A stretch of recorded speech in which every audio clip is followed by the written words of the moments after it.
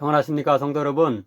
오늘은 에레미야 25장 1절부터 14절을 70년의 바벨론 포로라는 제목으로 묵상하겠습니다. 에레미야 25장은 총 52장으로 구성된 에레미야서의 전반부라고 할 수 있는 1장에서 25장까지를 마무리하는 장입니다. 그런데 13절은 이 1장에서 25장까지를 기록해둔 책이 본래 따로 있었음을 암시하기까지 합니다. 내가 그 땅을 향하여 선언한 바 곧 에레미야가 모든 민족을 향하여 예언하고 이 책에 기록한 나의 모든 말을 그 땅에 임하게 하리라. 여기서 이 책은 아마도 1장부터 25장을 적어놓은 책으로 여겨집니다. 36장은 이 두루마리 책의 기록 과정을 보다 구체적으로 설명합니다. 사역 시기적으로도 25장은 에레미야의 총 40년의 사역 기간 중 앞에 23년의 전반기를 마무리하는 장이기도 합니다. 즉 1절과 3절을 보면 그는 요시야 왕 제13년에서 여호야김 제4년까지 총 23년 동안 하나님의 말씀을 대언하는 선지자의 사명을 감당해왔음을 알 수 있습니다. 유다의 왕 요시야의 아들 여호야김 넷째 해 곧 바벨론의 왕 느부갓네살 원년에 유다의 모든 백성에 관한 말씀이 에레미야에게 임하니라. 유다의 왕 아몬의 아들 요시야 왕 13째 해부터 오늘까지 23년 동안 여호와의 말씀이 내게 임하기로 내가 너희에게 꾸준히 일렀으나 너희가 순종하지 아니하였느니라. 이렇게 책의 구성과 사역 시기 양자 모두에 있어 중간 지점에 위치하는 에레미야 25장은 한편으로는 전반부의 에레미야의 주요 예언 내용인 유다에 대한 하나님의 심판, 즉 바벨론 포로에 대해서 다시 한번 이야기하면서도 다른 한편으로는 바벨론을 비롯한 다른 열방의 나라들에 대한 심판 역시 언급함을 통해 후반부의 주요 예언 내용인 유다의 회복이라는 주제를 예비한다고 말할 수 있습니다. 이제 본문을 차례로 따라가며 25장이 어떻게 주로 유다의 심판의 내용인 전반부를 마무리하면서 주로 유다의 회복에 관한 내용인 후반부를 준비하고 있는지 살펴보도록 하겠습니다. 첫째로 1절부터 4절은 에레미야의 지금까지의 선지자로서의 긴 사역기간을 명시하면서 유다 백성이 완악하게 그의 예언을 거부했는데 드디어 그의 예언대로 바벨론이 패권을 장악하게 되어 유다에 대한 심판이 멀지 않았음을 알리고 있습니다.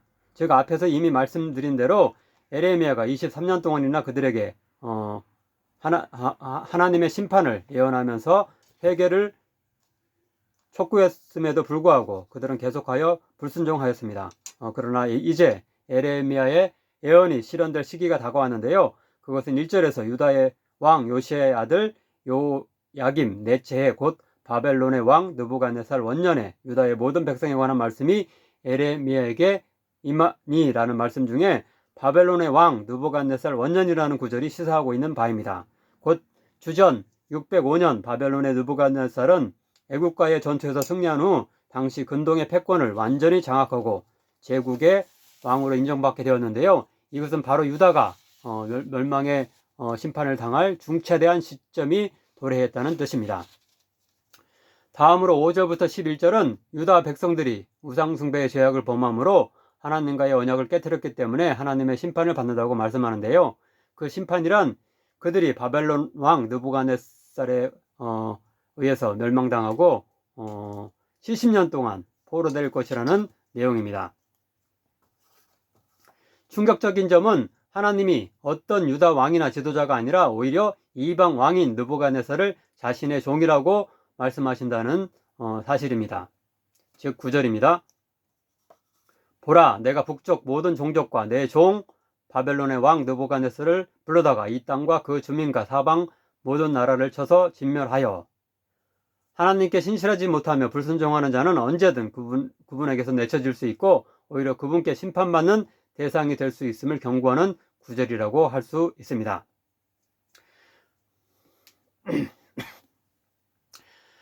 그런데 여기서 그들이 70년의 바벨론 포로를 겪게 될 것이라고 했는데요. 이 70이라는 숫자는 엄밀하게 계산된 것은 아님을 알 수 있습니다. 아마도 완전수인 7이 10번 반복되어 매우 길고 충분한 기간 동안 그들이 벌을 받을 것임을 상징하는 숫자일 것입니다. 실제로 유다가 완전히 멸망하고 제2차 바벨론 포로 사건이 발생한 주전 587년에서 페르시아 왕 고레스의 칙령으로 유다 포로가 귀환한 주전 538년까지는 대략 39년밖에 되지 않고요. 또한 제1차 바벨론 포로 사건이 발생한 주전 597년을 기준으로 해도 49년에 불과합니다. 가장 근접한 계산은 다니엘서 1장 1절에 근거하여 다니엘과 그의 세 친구를 비롯한 유다 소년들 소수가 느부갓네살에 의해서 볼모로 잡혀간 것으로 추정되는 주전 605년을 기준으로 한 것인데요. 그렇게 되면 그 기간은 67년이 되어서 70년에 그래도 많이 가깝게 됩니다. 마지막 구절인 12절부터 14절은 유다를 멸망시키고 많은 이들을 포로로 끌고 간 바벨론 역시도 다른 이전의 열국과 마찬가지로 결국은 죄악으로 인해 하나님의 심판을 받아 몰락할 것임을 예언하고 있습니다. 그런데 이 열국에 대한 심판은 내일 본문인 15절 이하에서 계속되고요. 또한 후반부인 46장에서 51장까지 매우 길게 보다 자세히 이야기되고 있습니다. 마지막 구절인 12절과 14절을 인용하면 다음과 같습니다. 여호와의 말씀이니라. 70년이 끝나면 내가 바벨론의 왕과 그의 나라와 갈대아인의 땅을 그 죄악으로 말미암아 벌하여 영원히 폐허가 되게 하되 내가 그 땅을 향하여 선언한 바 곧 에레미야가 모든 민족을 향하여 예언하고 이 책에 기록한 나의 모든 말을 그 땅에 임하게 하리라. 그리하여 여러 민족과 그 큰 왕들이 그들로 자기들을 섬기게 할 것이나 나는 그들의 행위와 그들의 손이 행한 대로 갚으리라. 아무쪼록 우리들은 죄악을 회개하고 멀리해야 심판을 피할 수 있다는 에레미야를 통한 하나님의 예언의 말씀을 무시하는 것이 아니라 귀 기울여 듣고 철저하게 순종하며 실천하는 지혜로운 자들 되기를 간절히 바랍니다. 기도하겠습니다. 사랑의 하나님, 유다의 심판 도구가 되는 바벨론의 느부갓네살 왕이 패권을 장악한 시기에 한편으로는 유다가 보다 구체적으로 70년 동안 바벨론의 포로가 되는 심판을 당하게 될 것이라는 예언을 할 뿐만 아니라 다른 한편으로는 그 강성해진 바벨론 역시 다른 제국과 열국처럼 교만해져서 결국 멸망할 것임을 예언한 일에 대해 교훈받게 하시니 감사드립니다. 이 예언에도 불구하고 유다 왕과 백성은 우상 숭배와 악행을 멈추지 않아 심판을 피하지 못하고 바벨론 역시 자신들의 힘과 지혜를 자랑하고 폭압적 외교를 펼침으로 말미암아 하나님의 심판을 받게 됨을 압니다. 우리들은 역사의 주관자이신 하나님의 말씀에 겸손히 반응하고 철저히 순복함을 통해 하나님의 축복 안에 거하며 심판의 수치를 당하지 않게 하소서. 오늘날 한반도가 미국과 중국, 러시아와 일본 등의 강대국 사이에 둘러싸여 있지만 그들의 군사력과 경제력에 의지하기보다는 하나님의 함께하심을 더 신뢰할 수 있는 그리스도인 되게 하소서.